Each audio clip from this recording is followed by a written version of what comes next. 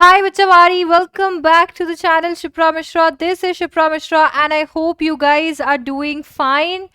तो अभी हम लोगों ने देखा था कि बहुत सारी जगह पे और सारे मीडिया चैनल्स पे ये बज़ था कि CUET 2023 की टेंटेटिव डेट्स जो हैं वो आ गई हैं। अब यार उसमें कितनी सच्चाई है कितनी नहीं, क्योंकि एनटीए का कोई ऑफिशियल नोटिस नहीं आया है, वो बात अलग है। बट अगर हम लोग खुद से एक बार देखें कि यार सीयूईटी लगभग किस टाइम पर होने वाला है, तो वो अंदाज़ा बहुत सही है।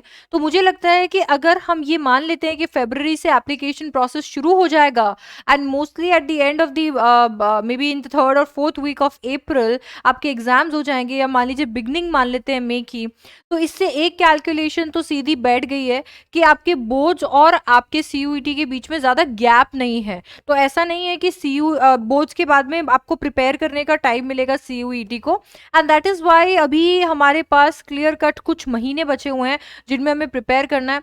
ऑल्सो मुझे लगता है कहीं ना कहीं आप लोग जब बोर्ड एग्जाम दे रहे होंगे, जब बोर्ड्स दे रहे होंगे, तो आपके पास इतना टाइम नहीं होगा कि उस वक्त आप सीयूईटी की भी तैयारी करें।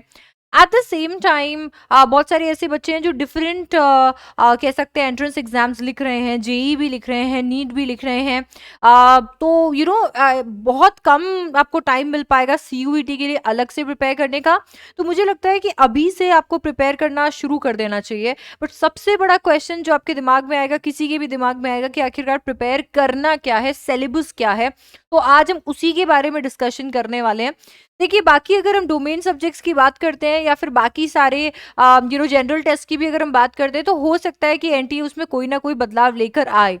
इंग्लिश जो कि एक लैंग्वेज टेस्ट है, इसके सिलेबस के अंदर ज़्यादा कुछ खास बदलाव हो नहीं सकता, क्योंकि इसका कोई ऐसा सिलेबस होता नहीं है कि ये टॉपिक ही आएगा, ये टॉपिक नहीं आएगा। ये लैंग्वेज है तो सब कुछ आएगा, तो आपको सब कुछ ही प्रिपेयर करना होता है। तो जो जो चीज़ें आपको प्रिपेयर करनी है, जो पिछली बार हमने सीयूईटी में प्रिपेयर कराई थी, जितना भी जैसे भी हम लोग कर पाए थे, और जो बच्चों ने पेपर में मुझे बताया उनके आया, तो उसके अकॉर्डिंग हम लोग कुछ एक टॉपिक्स यहाँ पे लेके आए हैं जो कि आपको प्रिपेयर करने चाहिए लैंग्वेज सब्जेक्ट इंग्लिश के लिए 2023 के लिए, और शुरू कर देना चाहिए अभी से प्रिपेयर करना।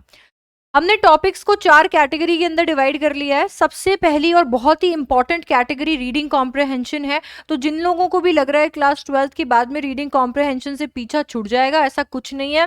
पैसेजेस जो है वो सीयूईटी में भी आएंगे, भर भर के आएंगे। इनफैक्ट इंटायर जो इंग्लिश है उसके अंदर सबसे बड़ा कंपोनेंट ही रीडिंग कॉम्प्रहेंशन का, ये सबसे बड़ा वेटेज ही होल्ड करता है। इसके बाद में जो थोड़ा मतलब अब सबसे पहले हम लोग बात करते हैं रीडिंग कॉम्प्रहेंशन की, ये सबसे ज़्यादा इंपॉर्टेंट है। इसके बाद में अगर कुछ इंपॉर्टेंट है तो वो है वोकैबलरी। वोकैबलरी पे भी अच्छे खासे क्वेश्चंस आपसे पूछे जाते हैं। Then we have verbal aptitude, जिसके कुछ क्वेश्चंस आपको देखने को मिलते हैं, यहीं पर देखने को मिल जाते हैं। रीडिंग कॉम्प्रहेंशन में कुछ वोकैबलरी का पार्ट बनकर आ जाते हैं, बट देन आपको एप्टीट्यूड अच्छे से चेक करना चाहिए। एंड देन आता है ग्रामर। पिछले साल तक हम लोगों को इतना ज़्यादा क्योंकि जैसे मैंने बताया लैंग्वेज सब्जेक्ट है, इसका ऐसा कोई सिलेबस होता नहीं है। इसकी वजह से हम लोगों को इतना ज़्यादा अंदाज़ा नहीं लग पाया था कि पहले क्या करना चाहिए, फिर क्या करना चाहिए। And that is why most of us, सारे ही लोगों ने सबसे पहले ग्रामर से शुरुआत करी थी। पर जैसे ही मॉक पेपर रिलीज हुआ तो हमें अंदाजा लग गया कि ठीक है, रीडिंग कॉम्प्रहेंशन और वोकैबलरी एक ऐसी चीज है जो जो ज्यादा पूछी जा रही है। अब यार मैं ये तो नहीं कह सकती कि एनटीए इस बार भी आपसे ज्यादा रीडिंग कॉम्प्रहेंशन या वोकैबलरी ही पूछेगा, बट मैं ये जरूर कह सकती हूँ कि प्रीवियस एक्सपीरियंस को देखते हुए आपको अपनी प्रेपरेशन इन्हीं स्टेजेस में करनी चाहिए। पहले रीडिंग कॉम्प्रहेंशन उठा लीजिए, फिर वोकैबलरी प्रिपेयर कीजिए, वर्बल एप्टीट्यूड से होकर आप ग्रामर प्रिपेयर कर सकते हैं। इससे इवन इफ ग्रामर से ज्यादा क्वेश्चन आते हैं, यू विल बी प्रिपेयर्ड।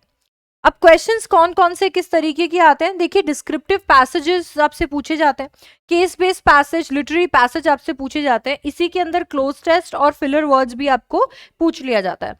ये आपको बहुत अच्छे से प्रिपेयर करने हैं। एमसीक्यूज है, नेगेटिव मार्किंग होती है, तो आपको बहुत ही अच्छे से प्रिपेयर करना है, क्योंकि यहाँ पर आपको ना तो सिर्फ और सिर्फ करेक्ट आंसर्स देने हैं, साथ ही साथ में आपको ये इंश्योर करना है कि आपका टाइम वेस्ट नहीं हो रहा है, क्योंकि ये रीडिंग है, इसके अंदर आपको रीडिंग भी करनी रहती है ना। तो इसके लिए ये तो बहुत ही ज़्यादा इंपॉर्टेंट है। जब हम रीडिंग वाला सेक्शन कंप्लीट कर लेते हैं तो वोकैबलरी वाले सेक्शन में आते हैं, जहाँ पे आपको सिनोनिम्स और एंटोनिम्स बहुत अच्छे से तैयार करने हैं। इसके बाद में इडियम्स एंड फ्रेजेस के बहुत ज़्यादा क्वेश्चंस लगभग देखे गए थे, हर पेपर में कोई ना कोई क्वेश्चंस इसमें से उठ के आ रहे थे। ये सारे मैंने एकदम ऐसे प्रायोरिटाइज करके लिखे हैं। और जैसे हमने इडियम्स एंड फ्रेजेस तैयार करने हैं, तो उसके बाद में आपको फ्रेजल वर्ब्स जो हैं वो तैयार करने हैं। 8वें नंबर का टॉपिक आपका रहेगा वन वर्ड सब्स्टिट्यूशन का। इतने ज्यादा नहीं पूछे गए, बट आपको पता है कि किस तरीके से, किस पैटर्न में सीयूईटी का एग्जाम हुआ था, जिसके चलते कुछ बच्चों के आए थे, कुछ बच्चों के नहीं आए थे, बट क्वेश्चंस थे। स्पेलिंग टेस्ट एक ऐसी चीज थी जो कि एकदम सरप्राइज था, but we were prepared for it, क्योंकि कहीं ना कहीं लैंग्वेज जब आता है तो स्पेलिंग टेस्ट होता ही है। तो स्पेलिंग टेस्ट आपको प्रिपेयर करना रहेगा। एनालॉजीज भी बहुत सारे बच्चों के पेपर में नहीं थी, बहुत सारे बच्चों की एनालॉजीज आई थी, तो उनको भी प्रिपेयर करना है। पैरोनिम्स एंड होमोनिम्स अगर हम बात करते हैं वोकैबुलरी में, तो सबसे लास्ट में रखें। इसके लिए सबसे लास्ट में रखें क्योंकि इससे ज्यादा क्वेश्चंस नहीं पूछे गए थे, और अभी हो सकता है पूछे जाए, बट आई थिंक ये काफी इजी भी होते हैं, तो अगर इन्हें लास्ट में भी कर लिया तो इतना कुछ इशू नहीं है। इसके बाद में फिगर ऑफ स्पीच, तो बहुत सारे लोगों को ऐसा लग रहा था कि अभी ये कैसे आ गया, but then this is something जो कि हम लोगों ने मॉक पेपर में भी डिस्कस किया था और उससे पहले भी डिस्कस किया था। लिटरेरी डिवाइसेस बहुत ही ज्यादा इंपॉर्टेंट है, और लैंग्वेज हम यहाँ पे टेस्ट कर रहे हैं, तो हम लिटरेरी डिवाइस कैसे टेस्ट ना करें। तो यहाँ पे लिटरेरी डिवाइस से क्वेश्चंस आते हैं जहां पर आपको कोई एक एग्जाम्पल दे दिया जाता है, एक सेंटेंस दे दिया जाता है, या फिर मैच करने के लिए बोल दिया जाता है कि एक तरफ आपके सारी फ्रेजेस या सेंटेंसेस हैं और दूसरी तरफ आपके सारे लिटरेरी डिवाइस है, और आपको उनको मैच करना है। तो इस तरीके के क्वेश्चंस आपसे पूछे जाते हैं, बट मुझे लगता है कि यहाँ पर हम लोगों ने जो क्लास 12 तक के लिटरेरी डिवाइसेस पढ़े हैं, अगर हम उनकी तैयारी भी कर लेते हैं तो उससे भी काम चल जाएगा। तो आपको एकदम एक्सटेंसिव तैयारी यहाँ पर करने की जरूरत नहीं पड़ेगी लिटरेरी डिवाइसेस को लेके। इसके बाद में अगर हम देखें तो 13 यहाँ से लेके अगर मैं बात करती हूँ 18 तक, ये सारे सारे वो टॉपिक्स हैं जिसके अंदर हम रीजनिंग आपकी पक्का करने वाले हैं। तो वर्बल रीजनिंग पे यहाँ पे फोकस रहेगा, जहाँ पे हम statement and assumption, statement and conclusion, statement and arguments, statement and course of action, cause and effect, assertion and reason, इस तरीके के क्वेश्चंस करने वाले हैं। आप लोग अगर प्रीवियस ईयर क्वेश्चंस करते हैं, अगर आपको थोड़ा सा भी अंदाजा है टर्म 1 का, जो कि पिछले बैच के अंदर हुआ था, तो वहां पर तो आपके इंग्लिश के पेपर के अंदर ये सारे क्वेश्चंस पूछ लिए गए थे, एंड देन उसके बाद में ये सारे क्वेश्चंस सीयूईटी में भी पूछे गए थे।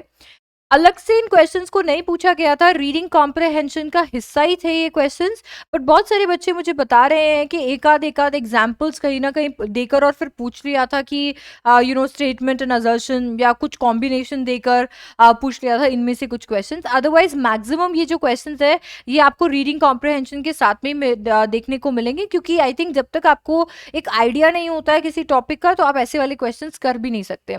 रीजनिंग में ऐसे क्वेश्चंस अलग से पूछे जाते हैं, बट जहां तक इंग्लिश की बात है रीडिंग कॉम्प्रहेंशन के साथ में थे, बट इसकी तैयारी आप लोगों को अलग से भी करनी चाहिए, क्योंकि एनटीए है, कुछ प्रिडिक्ट नहीं किया जा सकता। आपको ध्यान रखना चाहिए कि अलग से भी पूछे जाएं तो you are ready for it. इसके बाद में अगर हम देखें तो कुछ और टॉपिक्स बच रहे हैं। ये जो टॉपिक्स हैं, ये टॉपिक्स आपके ग्रामर सेक्शन के लिए। जब मैं ग्रामर की बात करती हूँ तो आपके इंटीग्रेटेड ग्रामर पूछी जाती है। ऐसा नहीं है कि सीधा नाउन से ही क्वेश्चन आ गया है, इंटीग्रेटेड है, दैट मीन्स उसमें नाउन भी है, प्रोनाउन, प्रेपोजिशन, कंजंक्शन, आपके एडजेक्टिव्स, एडवर्ब्स, सारी की सारी जितनी भी चीजें हैं वो सब इसके अंदर आ जाएंगी। तो एक इंटीग्रेटेड है जिसमें आपको टेंसेस भी देखने को मिल रहा है, तो वॉइस भी देखने को मिल रही है, तो डिटर्मिनर्स भी देखने को मिल रहा है। ऐसे में आपको इंटीग्रेटेड ग्रामर की तैयारी करनी पड़ेगी। इसके लिए आपको रूल्स एकदम पक्के करने पड़ेंगे। तो ये जो क्वेश्चंस हैं, लगभग हर पेपर में 5-1 क्वेश्चन ग्रामर से देखे गए थे, और इसी तरीके के क्वेश्चंस थे जहां पर आपको देखने को मिलेगा state the correct, select the correct sentence. इसके बाद में क्वेश्चंस पूछे जा रहे थे सेंटेंस इंप्रूवमेंट्स या ट्रांसफॉर्मेशन को लेके। Then we have spotting errors, and then finally PQRS, जो बहुत ही ज्यादा पॉपुलर है, ना तो सिर्फ CUET में, हर कंपेटिटिव एग्जाम में। तो ये वाले क्वेश्चंस काफी पूछे गए थे। क्वेश्चंस आए कहाँ से थे? इंटीग्रेटेड ग्रामर से। तो अगर आपका ग्रामर इतना ज्यादा स्ट्रांग नहीं है तो ये वाले क्वेश्चंस थोड़ा सा परेशान कर सकते हैं। तो आई थिंक ग्रामर के रूल्स को पहले स्ट्रांग करके ही आप ये वाले क्वेश्चंस अच्छे से अटेम्प्ट कर सकते हो। तो अगर आप बाकी सारी चीजें अच्छे से प्रिपेयर कर चुके हो तो 19th वाले टॉपिक से आने से पहले आपको बेसिक अपनी ग्रामर जो है विद रूल्स एकदम पक्की कर लेनी है, ताकि से आप इसके बाद वाले टॉपिक्स की प्रैक्टिस कर सको।